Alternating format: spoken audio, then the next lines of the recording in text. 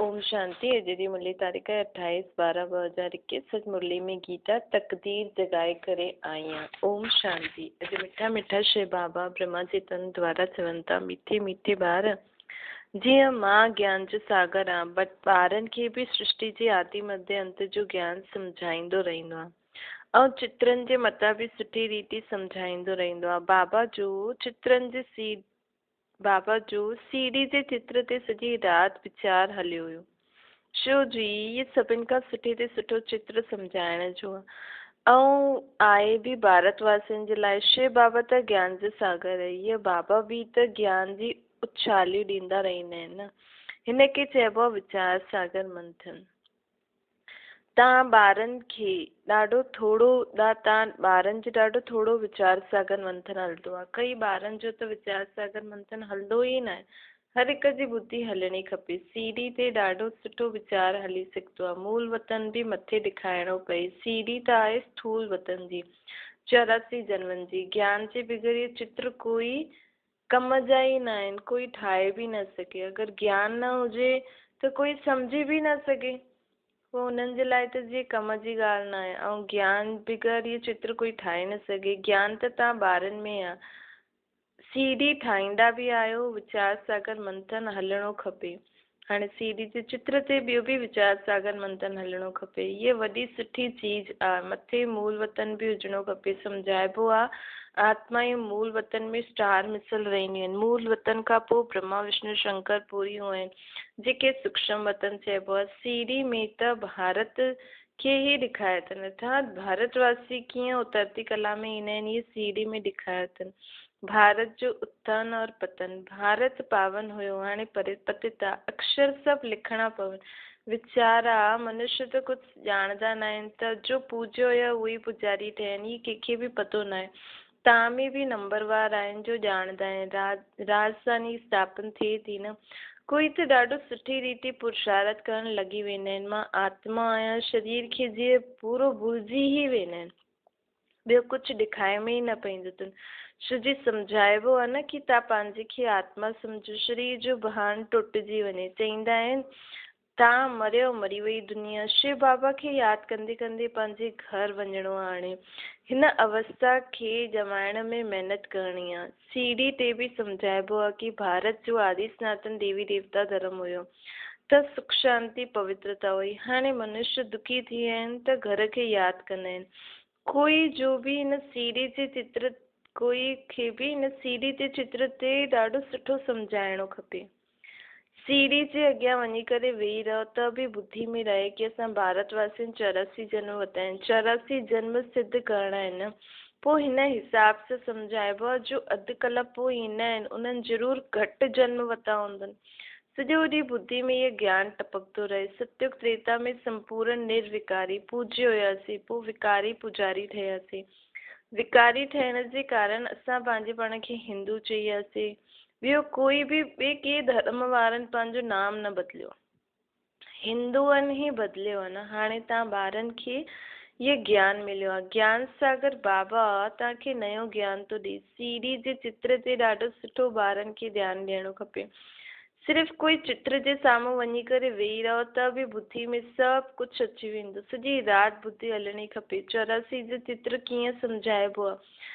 अधु कलाक आहे रावण राज्य। बाद में जो ईंदा आहिनि उहो ज्ञान उठाईंदा ई न आहे। ज्ञान उठाईंदा ई न। अर्थात द्वापर खां जेका माण्हू हूंदा जेकी आत्मा हिन दुनिया में हूंदी उहो इहे ज्ञान थोरी खणी सघंदी। सतयुग त्रेता में अचण वारा ई ज्ञान ॿुधंदा।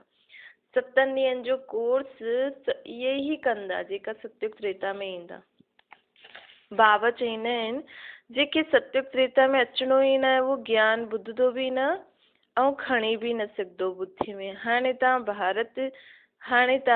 भारत जी केतिरी संख्या आहे न। सतयुग त्रेता में त हूंदो ई आहे हिकु ॿार हिकु बालकी। पिछाड़ी में थोड़ी गड़बड़ थी वेंदी आहे परंतु पोइ बि विकार न हूंदो आहे। त्रेता में रावण राज्य थींदो आहे द्वापर में। परंतु द्वापर में 2 कलाक कम थियण सां बुद्धि थोड़ी सी प्योरिटी कम थी वेंदी आहे। रावण राज्य ऐं राम राज्य खे बि सम्झंदा न आहिनि। राजा ई पद पाइण वारा ॾाढा सुठा पढ़ंदा। शौक़ु खपे कोई जो बि कल्याण करण जो। परंतु तकदीर में न आहे त तदबीर ही न कंदा, अर्थात पुरुषार्थ ही न कंदा, धारणा करबो आहे त सर्विस ते बि बाबा मोकिले। जंहिंखे सर्विस जो शौक़ु हूंदो न, उहो त ॾींहुं राति सर्विस कंदो रहंदो। सीढ़ी जे राज खे कोई बि सम्झायो त ख़ुशी जो पारो चढ़ी वञे। बाबा ज्ञान जो सागर आहे न, असां ॿार नदियूं आहिनि, त उहो शो ॾेखारिणो पए। जीअं जीअं अॻियां वधंदा वेंदासीं त वृद्धि थींदी वेंदी। राजे त स्थापन थियण ई आहे न। सीढ़ी में बि ॾेखारियो आहे सत्य श्रेष्ठाचारी पावन भारत।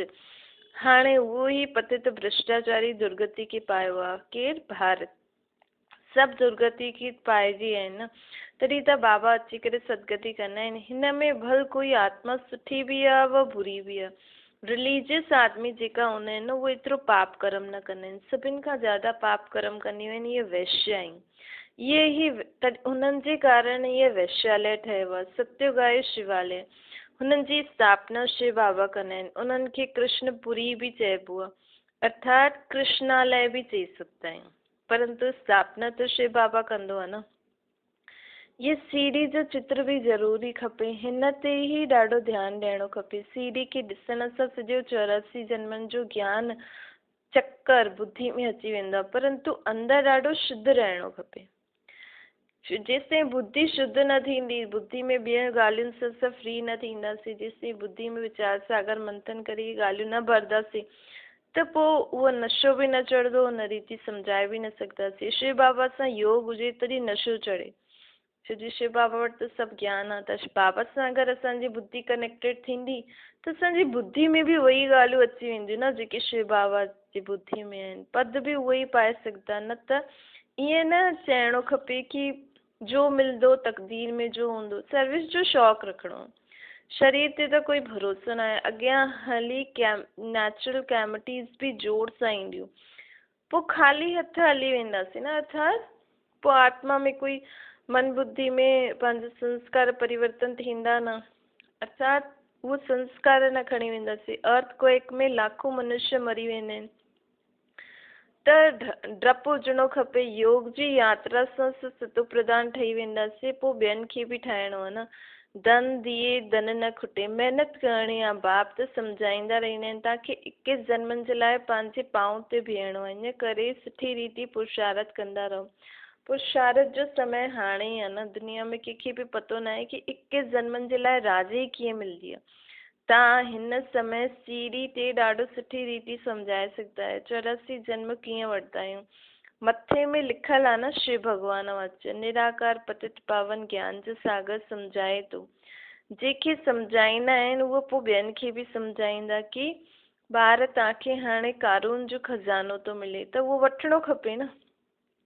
कि हाणे बाबा असांखे कारून जो खज़ानो थो ॾिए त वठिणो खपे। लेकिन जो सम्झंदो ई न, पुरुषार्थ ई न कंदो, त उन्हनि खे ॿियनि खे बि ॿुधाइण जो शौक़ु न थींदो। छोजी धन आहे तॾहिं त असां बांटंदासीं न।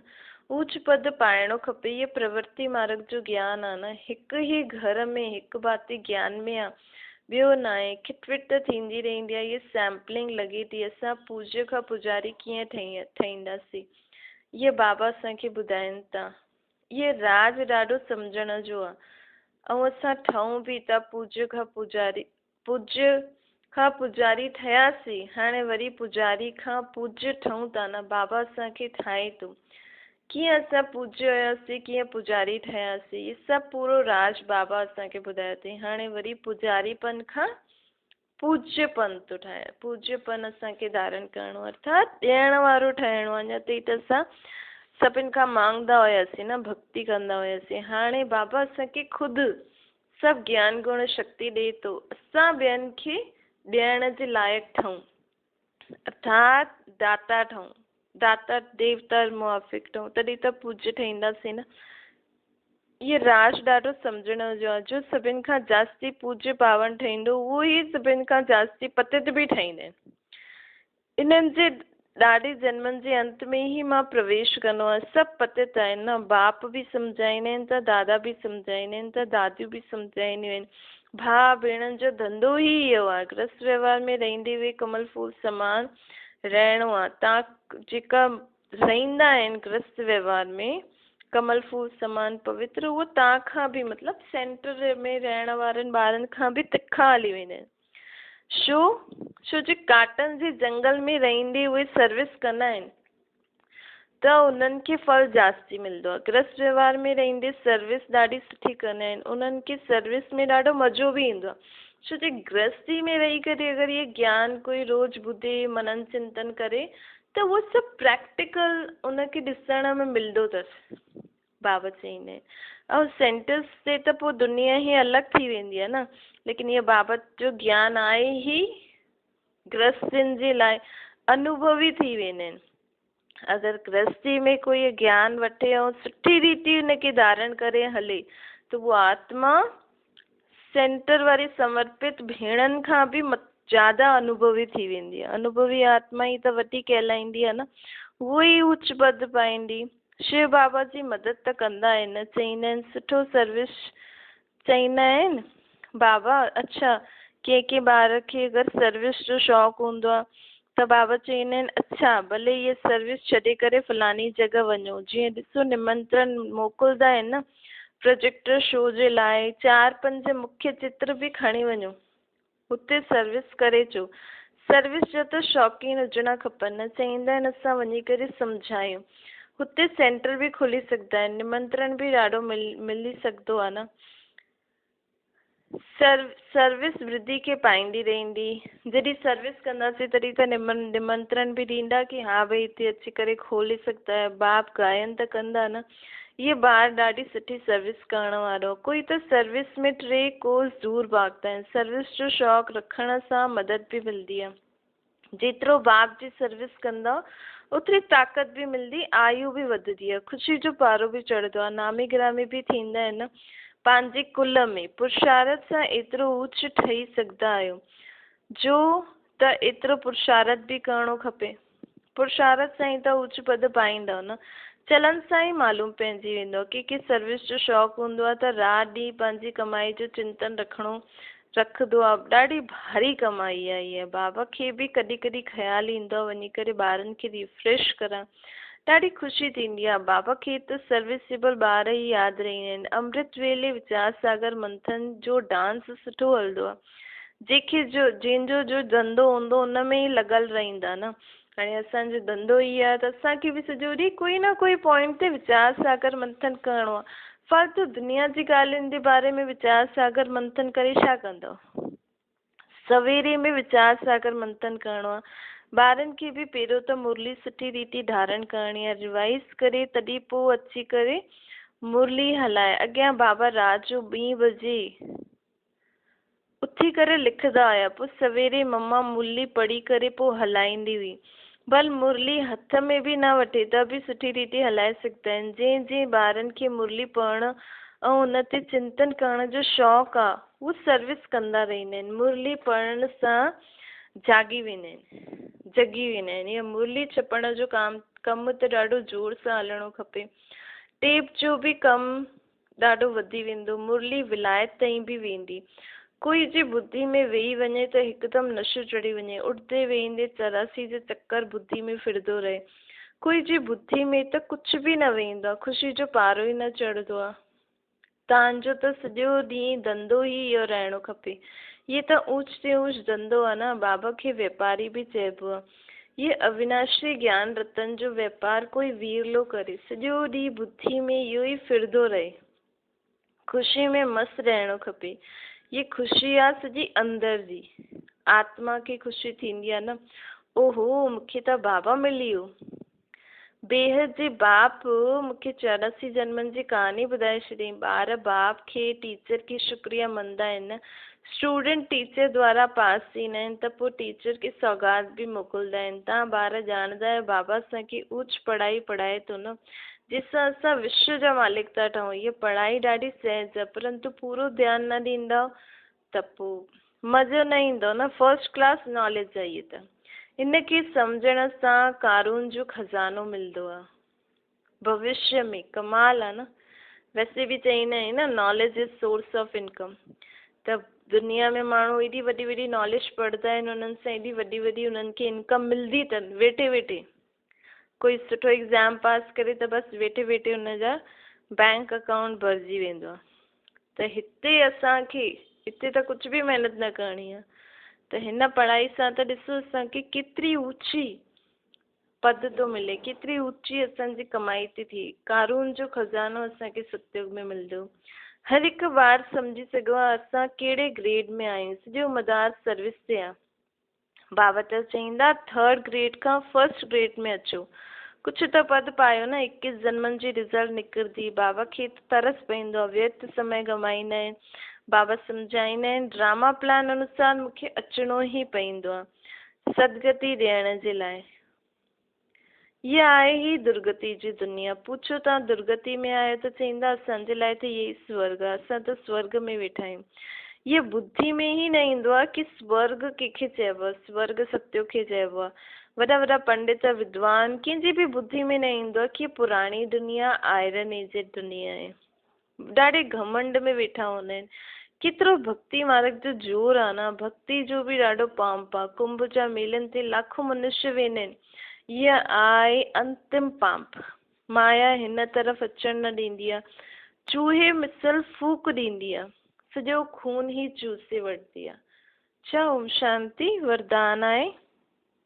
साइलेंस जी शक्ति द्वारा पंहिंजे रजिस्टर खे साफ़ करण वारा लोकप्रिय प्रभु प्रिय ठहो। जीअं साइंस अहिड़ी इन्वेंशन कंदा आहिनि जो लिखल आहे उहो सभु मिटी वेंदो आहे, मालूम न पए। ईअं ई तव्हां ॿार साइलेंस जी शक्ति सां पंहिंजे रजिस्टर खे रोज़ साफ़ करो त प्रभु प्रिय व दैवी लोकप्रिय ठही वेंदो। सच्चाई सफ़ाई खे सभी पसंदि कंदा आहिनि। इन करे हिकु ॾींहं जे लाइ जेका व्यर्थ संकल्प कर्म कयो त उन्हनि जो ॿिए ॾींहं सां लिंक न रहे। मतिलबु रोज़ राति जो असांखे पंहिंजो पूरो चार्ट बाबा खे ॾेई करे बाबा जी यादि में साइलेंस जी शक्ति सां पूरा व्यर्थ संकल्प व्यर्थ कर्मनि खे मिटाइणो आहे। मतिलबु ॿिए ॾींहुं असांखे उहो यादि बि न अचनि, हुनजो लिंक बि न थिए।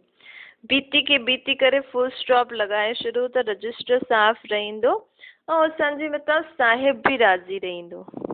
स्लोगन आहे व्यर्थ संकल्प करण व ॿियनि जा व्यर्थ संकल्प हलाइण। मतिलबु असांजे कारण अगरि ॿियनि जा संकल्प बि हलनि था व्यर्थ त इहो बि अपवित्रता आहे। त हिन अपवित्रता सां बि असांखे मुक्त थियणो। अच्छा ओम शांति।